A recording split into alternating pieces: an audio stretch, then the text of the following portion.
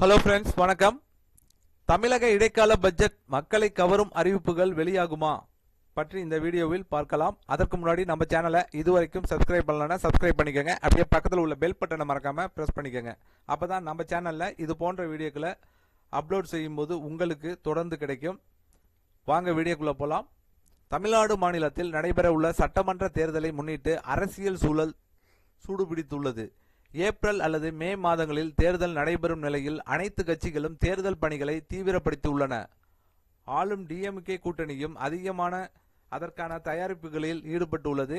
இந்த நிலையில் இடைக்கால பட்ஜெட் தாக்கல் செய்யப்பட உள்ளது.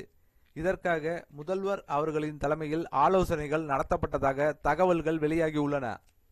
அமைச்சரவை கூட்டத்திலும் இடைக்கால பட்ஜெட்டில் இடம்பெறவுள்ள முக்கிய அம்சங்கள் குறித்து விவாதிக்கப்பட்டதாக கூறப்படுகிறது. தேர்தல் நெருங்கும் சூழலில் மக்களை கவரும் வகையிலான பல்வேறு அறிவிப்புகள் வெளியாகும் என எதிர்பார்ப்பு அதிகரித்துள்ளது. நிதித்துறை அமைச்சர் தங்கம் தென்னரசு அவர்கள் பொதுமக்கள் எதிர்பார்க்கும் வகையில் பட்ஜெட் அமையும் என்று தெரிவித்துள்ளார். அதேபோல் இந்து சமய அறநிலையத்துறை அமைச்சர் சேகர் பாபு அவர்கள் எதிர்க்கட்சிகளை அதிர வைக்கும் அறிவிப்புகள் இடம்பெறும் என கூறியிருக்கிறார். பெண்களை கவரும் வகையில் இலவச பேருந்து பயணம் தொடர்ச்சி, சமையல் எரிவாயு உருளைகள் தொடர்பான சலுகைகள், பெண் குழந்தைகளுக்கான புதிய திட்டங்கள் போன்றவை அறிவிக்கப்படலாம் என பேசப்படுகிறது.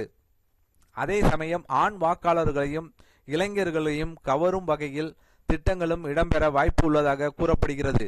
மேலும் பள்ளி மற்றும் கல்லூரி மாணவ மாணவிகளுக்கான நலத்திட்டங்கள், கிராம வளர்ச்சி திட்டங்கள், தற்போதுள்ள நிதி உதவி திட்டங்களுக்கு கூடுதல் ஒதுக்கீடு போன்ற அறிவிப்புகளும் இடம்பெறலாம் என தகவல்கள் தெரிவிக்கின்றன.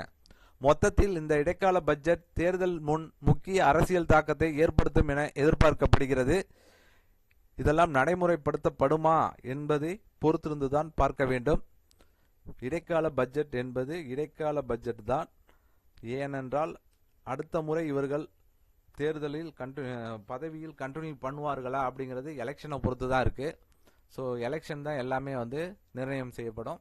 இடைக்கால பட்ஜெட்டில் கண்டிப்பாக நல்ல திட்டங்களை முன் வைப்பாங்க அப்படின்னு எல்லாராலும் சொல்லப்படுகிறது. ஸோ கண்டிப்பாக இந்த தகவல் உங்களுக்கு பிடித்திருந்தால் லைக் பண்ணுங்க, ஷேர் பண்ணுங்க. மீண்டும் இது போன்று வேற ஒரு தகவலில் சந்திப்போம்.